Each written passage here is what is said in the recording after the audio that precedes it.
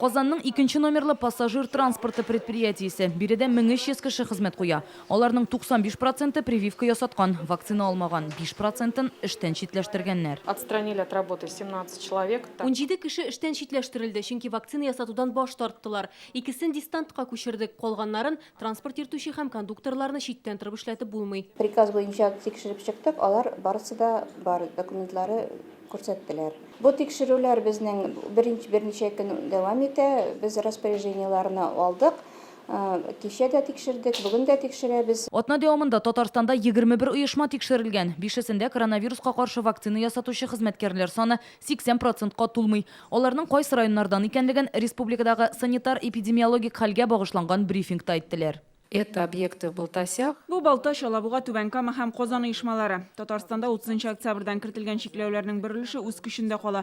Күңелләшү оешмаларына төнлә хезмәт күрсәтү тыела. 60 яшьтән өлкән кешеләр үз изоляциядә булырга тиеш. Калганнар халык күп җыела торган объектларга QR-кодлар белән генә кертелә. 22 ноябрьдән шәһәр яны һәм район-ара җәмәгать транспортында да бары тик QR-код белән генә йөреп булачак. Брифингта белдерүләренчә, QR-кодны транспортка кергәндә түгел, билет сатканда тикшерәчәкләр. Бу эш кондукторларга йөкләнә. Әгәр дә пассажирның QR-коды юк икән, аны төшереп калдырачаклар һәм яңа кагыйдәләр җир өсте транспортына гына түгел, метрога да кагыла.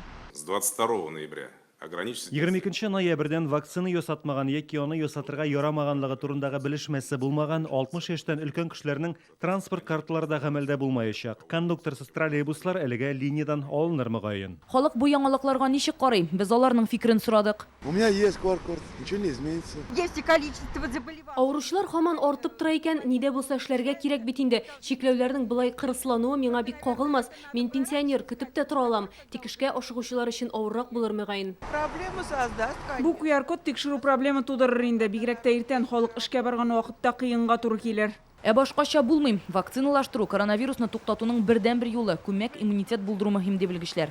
Сәламәтлек саклау министрлыгы вәкилләре белдерүенчә, авыручылар саны көн саен артса да, әлегә хастаханәләрдә урыннар җитә. Вакцинага да кытлык юк. Ревакцинациягә килүчеләрнең аз булуы гына борчу тудыра диләр. Әлегә Татарстанда 40 мең кеше коронавируска каршы прививканы икенче тапкыр ясаткан. Вакцина җитә, без оештырдык бер пункт вакцинация Паркхауста, шул кешеләр генә, кем тели ревакцинацияны ясарга, көтәбез шул кешеләрне 40 мең УС. Үзе үк үрнәк күрсәтеп, Владимир Жаворонков бүген икенче тапкыр коронавируска каршы вакцина ясатты. Беренчесеннән соң температурасы күтәрелгән булган.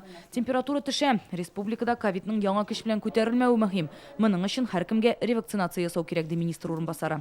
Рания Абдрахманова, Алия Сабирова, Алмаз Зыялдинов, Олег Мыльников, Яңа гасыр каналы.